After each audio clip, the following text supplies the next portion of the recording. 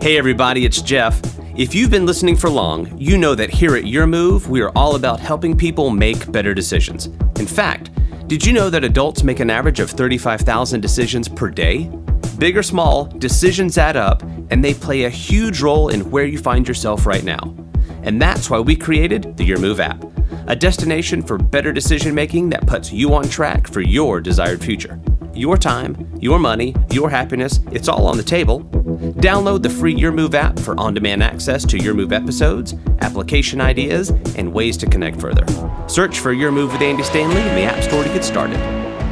We really do believe that the next 30 minutes will help you make better decisions and live with fewer regrets. So today, we're going to hear a message from Andy called Work It. Your job matters. The people you work with matter. What you do matters. In this episode, we'll take a look at how to go the extra mile and make a positive impact in the marketplace. Now, this doesn't come as a shock, but I have not always been this version of me, just like you have not always been that version of you. And once upon a time, I was 16 years old, and once upon a time, I got my driver's license, and my dad said, okay, you got your driver's license, next thing you got to get is a job. That's right, you got to get a job. And I'm like, a what? A job? And he goes, yeah. So he said, get in your mom's car and go find a job. And what a terrible thing to tell a kid, like, go find a job. Like, how do you go find a job? I mean, what is that? Go find a job. And so I got in my mom's four-door Catalina, four-barrel, went roll around down the road and just went to all these places. And I had a hard time finding a job, and I don't understand why, okay?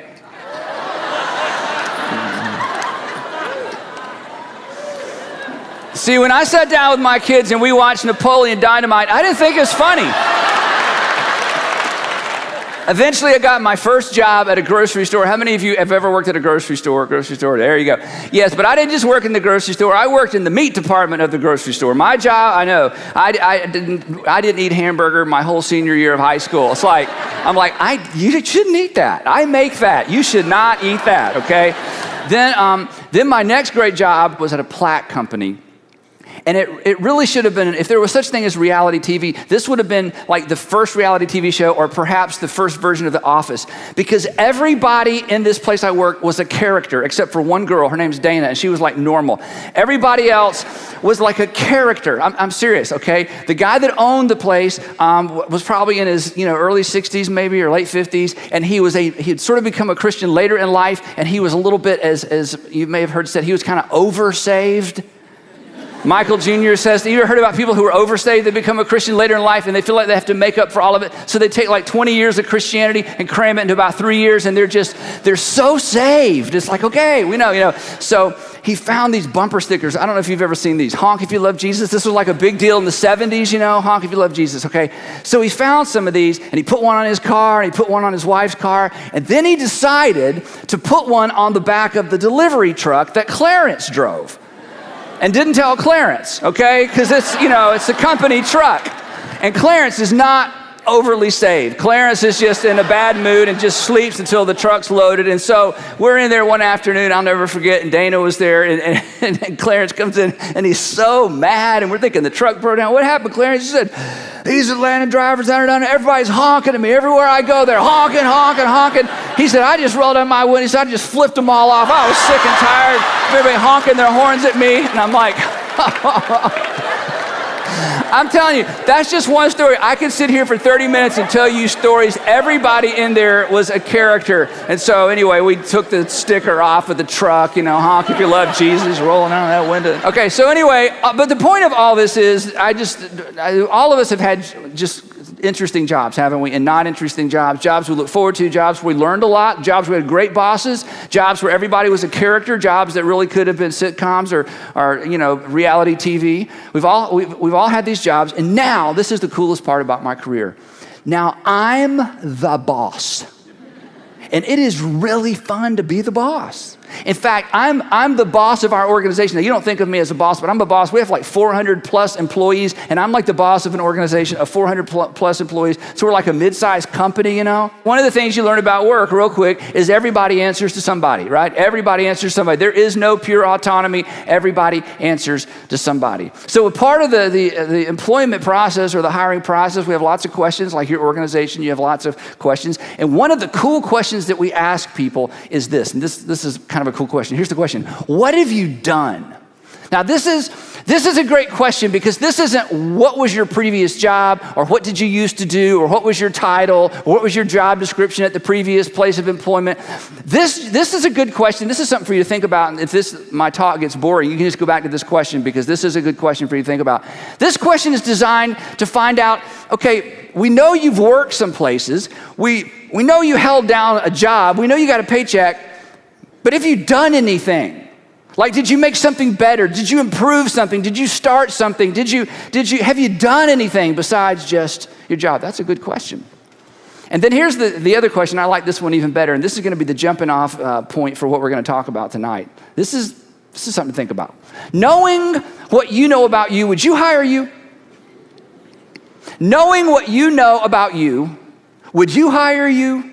Knowing how you spend your discretionary time at work, what you do on the internet, how much shopping you do, or you think about how quick you can change that, web browser, you're just, it's like, hey, it's good, back up, Guilty laughter, right? Nervous laughter.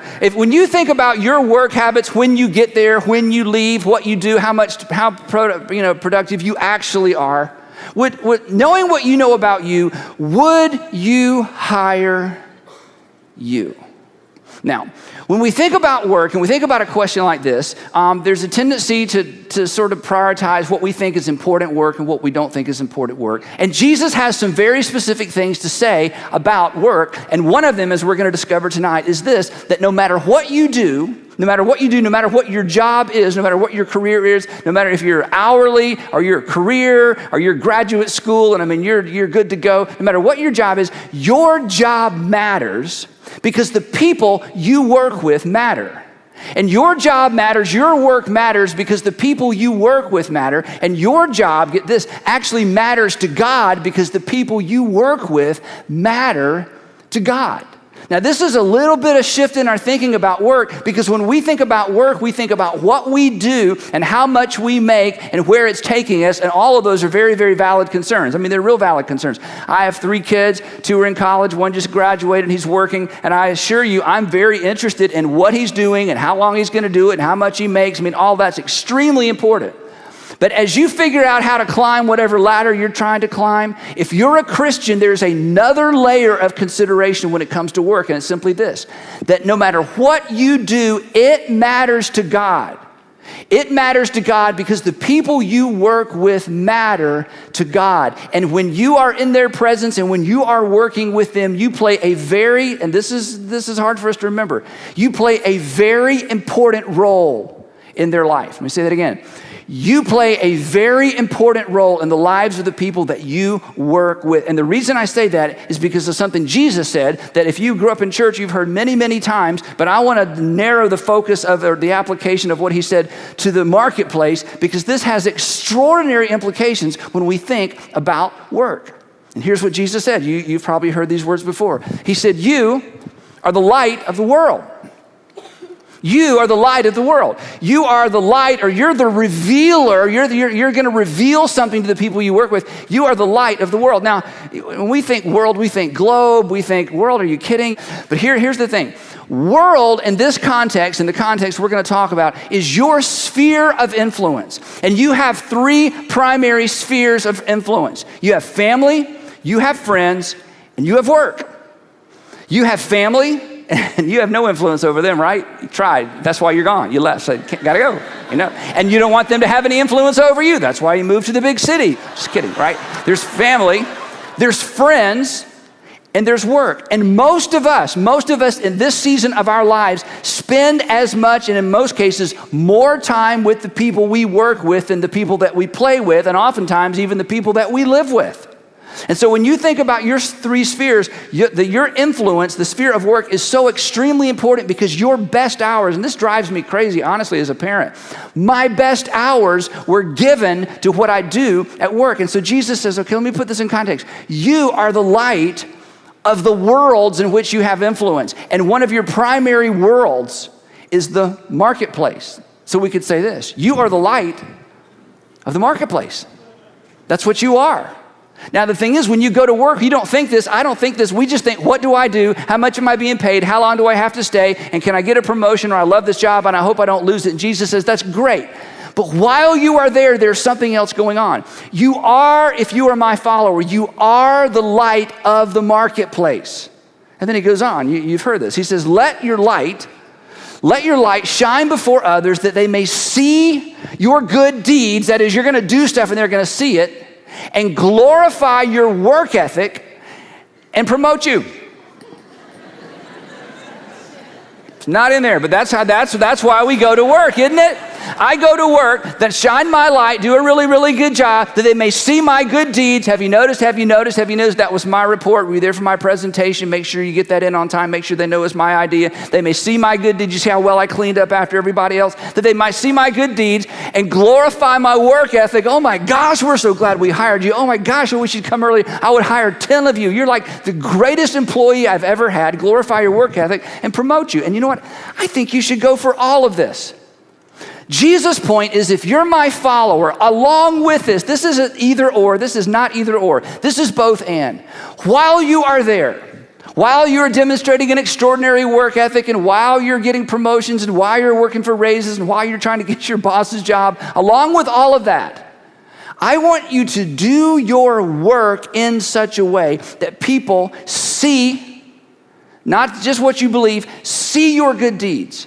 And when they're done seeing your good deeds, they will begin to connect some dots between your work ethic, your excellence, your commitment to what they've asked you to do, and your commitment and love for your Father in heaven.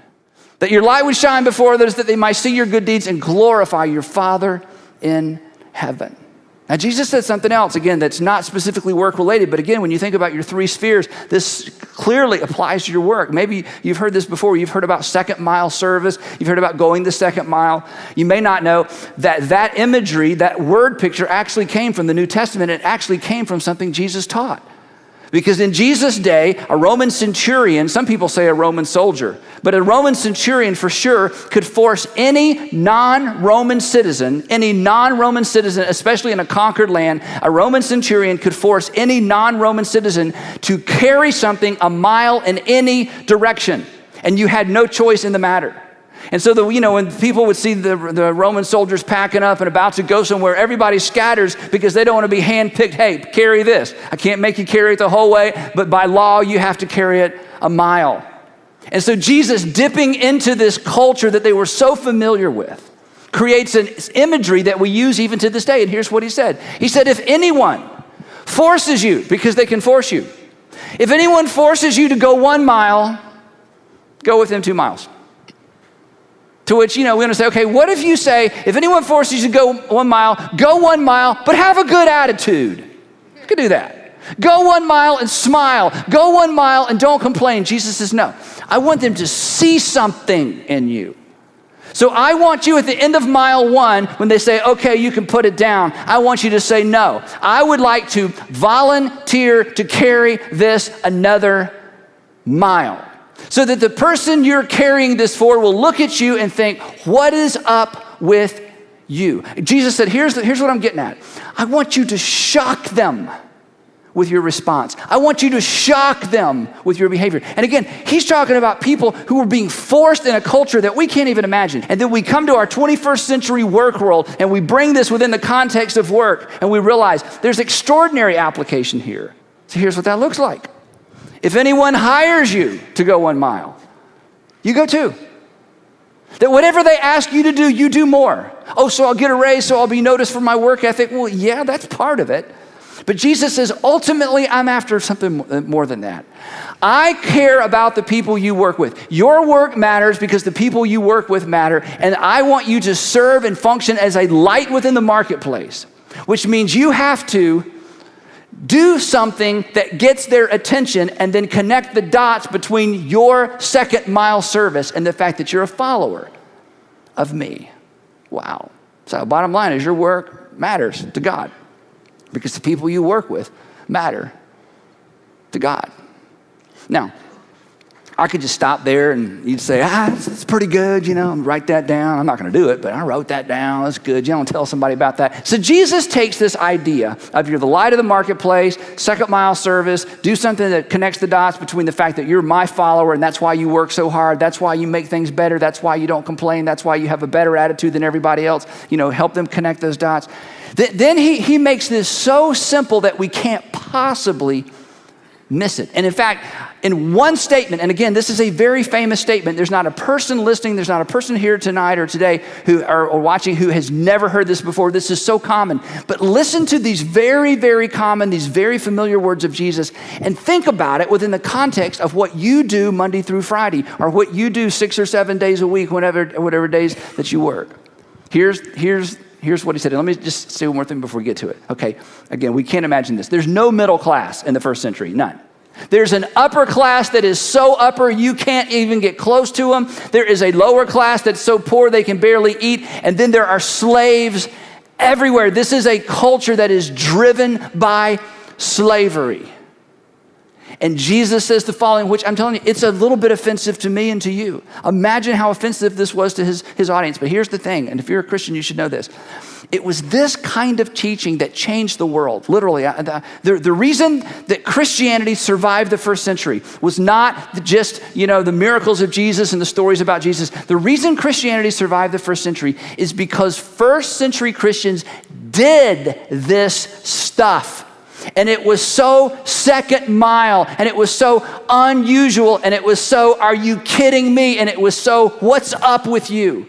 That it eventually gained the world's attention, and they figured out how to connect the dots between their good deeds and the fact that they were followers of Jesus. So now listen to these words with your job in mind. This is so powerful to me. He says, this is a little bit of a setup, then we're going to get to kind of the punchline. I'll tell you when it's coming. He says, but to those of you who are listening, I say, love your enemies. You have any enemies at work? You will. It's just, just wait, right? Do good to those who hate you. She hates me.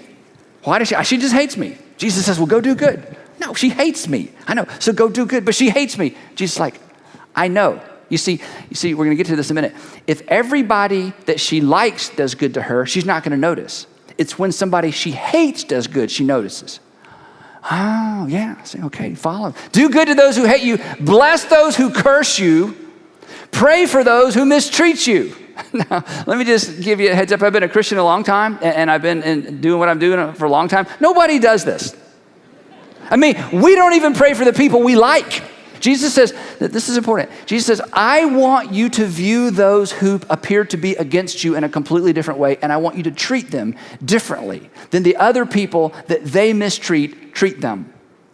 I want you to, this is second mile. This is, are you kidding? What are you talking about? And then it's like Jesus, it's like he says this, and it's like he's thinking, okay, that's complicated. And they're like, what? And so Jesus, this is so great. He says, it's like he thought, how can I simplify this? How can I give them something that they can just hold on to and that they'll never, ever forget? And Jesus is like, let me just simplify it for you. Here it is. Do unto others, as the King James would say, do unto others or do to others as you would have them do to you. Could you explain that? What does that mean? Could this be any clearer? Jesus says, let me tell you what to do. Okay, when you get there, and you're not sure what to do, you just think about how you would want to be treated. Okay, got it. And do that. And that's what you'll do as my follower. Do unto others, or do to others, or do for others, what you would want others to do for you. That's how you follow me in the workplace. That's how you be the light of the marketplace. That's how you begin to help people connect the dots between what you are doing that is so unusual. She stayed how late, she worked how hard, and the fact that you are my follower. And then he elaborates a little bit. Do to others as you would have them do to you. If you love those who love you, what credit is that to you? Even sinners love those who love them. That boss that it's like, if you're just nice to the people who are nice to you, nobody's going to notice that. It's when you're nice to the people who aren't nice to you that people are like, she's weird, she's a freak, he's odd, but I just can't ignore that. And, it goes on, and if you do good to those who are good to you, what credit is that to you? Even sinners do that. Even your boss does that, right? Even that, 3 cubes over by the window, even he does that. I mean, everybody treats people who are nice to them for the most part nicely. Jesus says, I want you to do this differently. I want you to quit taking your cue from them because it's easy to hate people who hate you. He says, I don't want you to take your cue from them. It's easy to just, ignore people who ignore you. He says, I don't want you to ignore people who ignore you. It's easy to treat people who, they're just not my people as if they're just not your people. Jesus says that's what everybody does. I want you to treat people the way you want to be treated, and I want you to do it in such a way that someday, somehow, some way, they begin to connect the dots that you are my follower. And then listen to how he ends this. And then your reward will be great. And you will be children of the Most High. And why would we be children of the Most High? Because it's like father, like son. It's like mother, like daughter. Because God, is kind to the ungrateful and the wicked. And you know what it means? This is interesting for some of you. The worse the place is that you work, the more opportunity you have. The nastier your boss is, the brighter your light shines. In fact, it doesn't even have to shine bright at all. You just turn it on a little bit. Boop, you see that? Boop. Little light. This little light of mine don't need much light. It is dark in here, right? In fact, here's the thing. Now, I'm not trying to be super spiritual because I don't know. Somebody here, I'm guessing, you've been praying, God, get me out of here, get me out of here. Why do you have me here? Why do you have me here? I hate this place. I hate everything about it. It's not my dream job. In fact, it's nobody's dream job, right? And hopefully God will answer your prayer. But in the meantime, you are the light of the marketplace. And this is true of all of us. You will either respond to people the way they respond to you or you won't. And Jesus says, I want to invite you to live a different kind of life because you're the light of the marketplace. Your work matters to God because the people you work with matter to God. So what do we, in the final thing, kind of landing the plane. So basically what we have is the golden rule of work.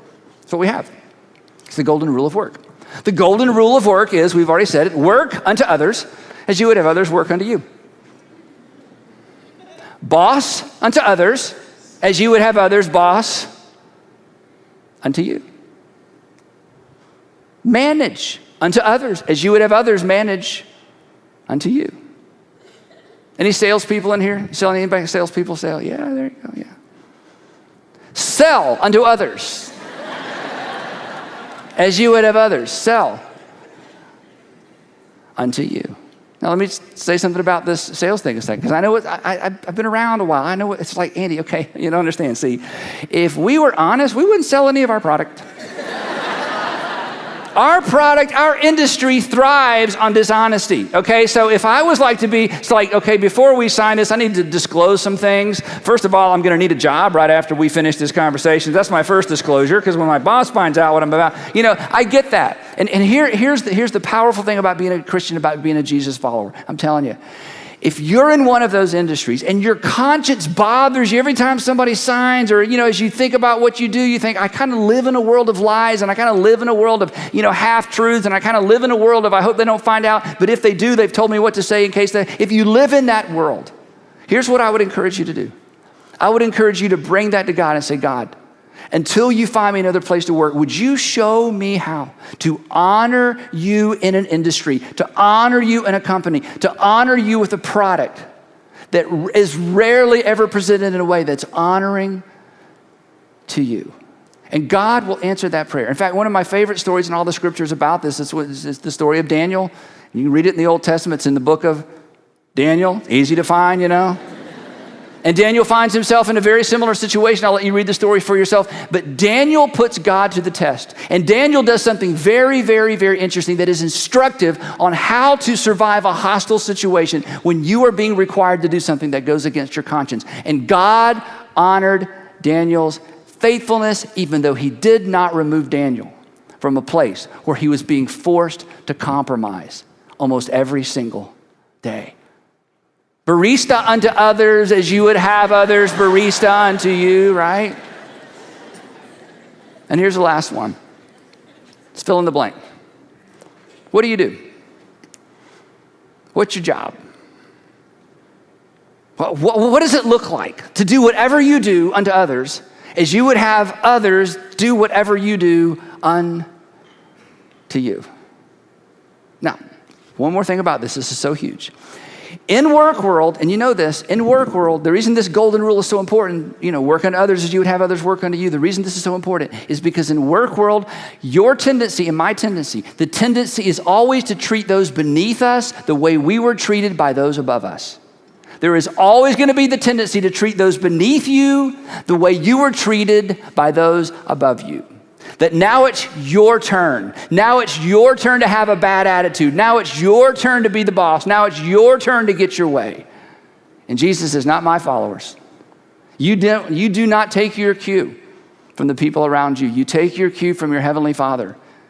And you fill in the blank unto others as you would have others fill in the blank unto you. The golden rule of work. Work unto others as you would have others work unto you. Now, can you imagine what this would look like? And I don't think this is so far-fetched because we've all seen enough. We've seen glimpses of this to know how this works. At the end of the day, your work matters because the people you work with matter to God.